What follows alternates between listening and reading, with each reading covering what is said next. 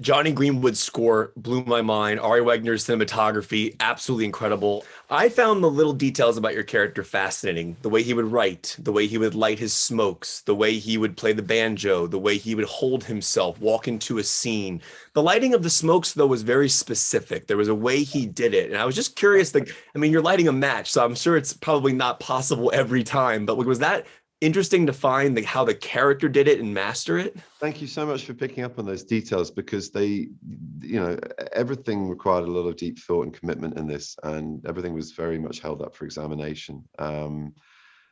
And even something as simple as a match strike, you're right. I mean, if I'd got to the end of rolling a cigarette with one hand, which is quite the thing, and especially to do it as thin and tight as Phil manages to do it in the descriptions in the book, I'd feel like the scene was done. I would forget what I was actually doing. And the match is just a sort of flourish and to strike down. There's more assurity that it's going to ignite.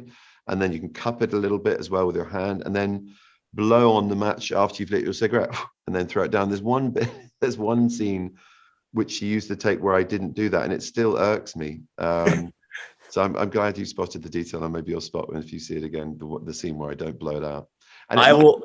Yeah. Yeah, it might be read that I'm somewhat discomforted. It's the moment that George is trying to confess that he wants me to come to the table washed up, and he tries to blame it on the aesthetics of the guests, but actually it's really him being a bit embarrassed about what that will say of him and his family and his new wife.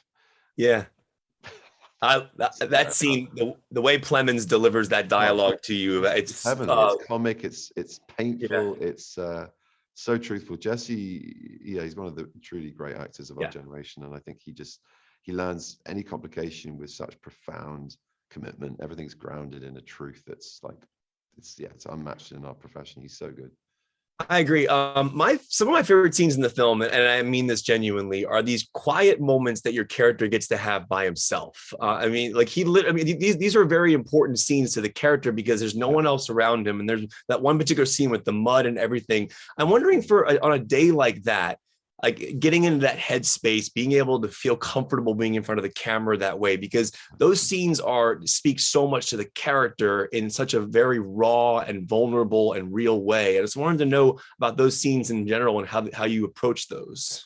With a faint hint of terror, no matter how engaged I am with the character, because I'm literally physically as well as kind of psychologically getting naked in front of a crew. And but look, everyone handles that with delicacy. It was quite ironic, though, that my agents, who were a large part of making this film work, they stepped on set just as I was sort of derobing to jump in the water. It wasn't their doing, and they're like, "Oh my god!" And they were put in a tent to just watch the scene in its rawest form. And yeah, that was a weird moment of being very kind of knocked about as a character, as somebody who's trying to be deeply immersed in the moment. But the tape that's used and the stuff that works is the stuff that I just commit to and lose myself in. And I had a lot of support to do that, and a lot of people helping me get there. So yeah, it's also a privilege to have the ability for a camera just to witness your work in private and reveal something of your character that otherwise is masqueraded as something else or shielded by a characterization or a projection into the world of a certain type of person that Phil likes to be seen as. And it's such a gift, to carry a secret and then also to revel in that secret in the same story is it's a rarity. And Jane balances her narrative so delicately that you've had this person that's difficult, for an audience to sort of swing along with, and then suddenly you're asked to feel for him because you get to understand him. And then that crazy race to the finish of the story that just sort of overtakes everybody and everything. It's masterful. And it's really, really down to her and Johnny Greenwood, as you say. I mean, much of my character is just floated on the score that he provided for Phil. That sort of plucked cello, that guitar cello sound, and those haunting atonal strings, and just he is a genius. And I really use that word genuinely with him. That's a genius. Do characters ever help you unlock things about yourself? Like, does someone like Phil even help you find things about yourself that you might not have known? Yeah, for sure. I mean, to be true to yourself, to find your authentic nature, I think is something we all struggle to do in our lives. It was particularly difficult to do it in that time for his, but even amidst the worst of his behavior, the most abhorrent behavior, there's something of his assurity, which is kind of extraordinary. And I I'm by nature quite apologetic and a bit of a people pleaser, and this guy isn't. And to be able to sort of stand my ground and be selective and say no and feel comfortable with that and move on and not let things drag, or just be brief with things and get on with it. That's quite a skill for me to learn, and Phil definitely gave me the space to experience that. And it was very liberating being him, in the sense that I didn't have to feel embarrassed about it. And partly that's to do with Jane's brilliance as a director, her help with me in my process, but also allowing me the floor space, the dance floor, to kind of introduce me to the crew as Phil and not Benedict, and say, you'll meet Benedict afterwards. He's really nice. This is Phil. This is who you're working with, was just fantastic. I've never had that experience before. That's really interesting. I love that scene with Kodi, and this is something I've experienced in my own life, where Kodi calls you Mr. Burbank, and you're like, no, call me Phil. And like, I'm 37 years old, and I'm still calling people like Mr. or Mrs. I'm wondering, at this point, do you get Mr. Cumberbatch? Do you prefer that, like, or do you correct people and say, call me Benedict? Gentleman in this room who's feeding you guys in, who's been saying Mr. Cumberbatch all day, and I've been aching to say, just call me Benedict. It's fine. But I'm tired, so I've let it slip. But yeah, when people start saying, "Sir, do you mind?" I'm like, no, please, Ben, just call me Ben. But there are forms, aren't there? We still adhere to some of those, but without upsetting people. Yeah, I much prefer people being familiar with me. Thank you so much for your time. I think Greenwood's a brilliant. I mean, There Will Be Blood. His score for Spencer recently too, as well. He's just an incredible composer, and it really. No, I think ours is better, but don't tell me. Your score and your performance. That's what makes it. It's brilliant. It really is. Love you. Thank you so much. You're welcome. Thank you. I want to ask you this, because I find your filmographies are phenomenal. Each of you have an incredible body of work. I mean, it's unbelievable to look at the list of things you've done. This is something I'm very interested in knowing. Jesse, do you have a particular favorite role that Kirsten's played? And Kirsten, do you have a favorite role that Jesse's played? I'm just interested to know what you think of each other. Like, is there in one particular role that you like? Hard. That's so hard. I mean, I just thought of like 3. Go ahead, give all 3. Give all 3. I think I have my favorite. I mean, honestly, I'm just going from most recently. I mean, I thought she was unbelievable in The Beguiled, because like that was a part where there's not a whole lot on the page, but she just elevated it so incredibly.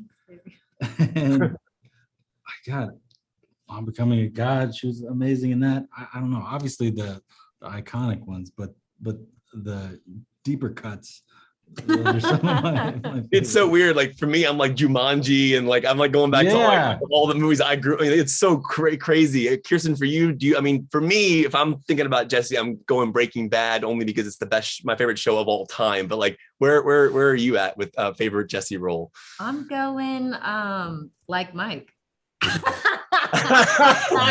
Deep. I'm going like Mike. And sorry, baby. You've only seen like 10 minutes. I've seen like Mike, my brother. Oh, right. Yeah. Back in the day. I watched it actually a lot. That's probably his movie. Oh my God. I just such okay. Well, God, the opening of Black Mass, Jesse's opening of that you're just like, oh my God, the F is this mother effer. You know what I mean? I'm trying to be like a lady and not curse, but that's how I felt when I watched him in that movie. I was just like, mic drop, who the hell's this? Yeah, that was incredible. I agree. He was so Melancholia too. I mean, we can't. Oh my God. Yeah. My wife and I are obsessed with Melancholia. That is one of our favorite movies of all time. Yeah. Wow. Oh my God, it's awesome. I'm going back to Johnny Greenwood's score because it's just so iconic and incredible to watch. Because it is such a character in the film but I'm wondering, when you finally see the movie and hear that music to your performance, right, does that do to you emotionally to see your performance set to that score? You know what's interesting? I used my scene with the Native Americans. Yeah. I used There Will Be Blood score to get into the mood of that scene. Wow. I used his score. So I already knew, because he was doing it, I was like, I wanted to get into that kind of zone already. So that's something that I use. We I both remember- listened to a lot. Yeah, of that we score. did. I remember getting a sneak Oh yeah, peek that's right. We both got early sneaky on, sneaks. and Yeah, we'd listen to. We got a little a that was, taste of it, and it was just like goosebumps. Yeah. Yeah. Hair on my arm stood up. Yeah, I mean, it really. Yeah. it's Yeah. unnerving at times. While you're an actor, you're stepping in other people's shoes, and they're people who are different from who you are. But I wonder, do they help unlock things about yourself? Like this character, do you feel like you unlocked anything about who you are? Did you learn about yourself through this character? Definitely. I mean, I think playing different characters, there's a certain therapeutic nature to it. And also just like, I mean, where I find my influence in acting kind of predates our industry today. I really am a lover of like mythology and the primordial stories of, you know, archetypes and things like that, that I guess influence us so greatly today that we just reinvent, steal, and give to the world. But yeah, I mean, I think exploring different archetypes is extremely important in balancing out whatever ones that we are representing. And for Peter specifically, I feel he is so delicate, and you know, sometimes people judge him as naive, and I think they have a great deal of judgments on him, but he reveals himself to be extremely strong. And I don't think he ever really changes throughout this movie. He doesn't necessarily transform. I feel he's at a great peak of who he is, and it's our judgments that dance around him. The white shoes, that was a little detail that spoke to the character. And like, it's something that I noticed. And I was wondering like how important a little detail like that is to you, or the way he puts his finger through a comb. These are small things that speak so much to the character. Like, can you talk about those little details? Definitely. They're huge to me, and they were, you know, rightly so huge to Jane. And in fact, she introduced a lot of those to me. For Peter specifically, like, you know, like the comb and the like the hula hoop, and you know, she got me to actually do the delicate work of, you know, making the flowers, and I found it was not something that was challenging by hand, but rather emotionally, to slow your whole world down, to slow the pace of the world down, and experience real patience. But yeah, those little details are really significant, and specifically the shoes. I mean, I think it represents his confidence and many things about him. Congratulations to you. Johnny Greenwood's score, I think, is going to haunt me, and it's like so beautiful. Just it combines with your performances so well. I wanted to know if you had that even before you started performing, because it was so in sync with you guys. But it was just incredible. So congratulations to you, and I hope you're staying safe. And you should be very proud of the work you did here, man. Thank you so much. Awesome questions. Thanks, Kodi. Good talking to you, buddy. Yeah, man.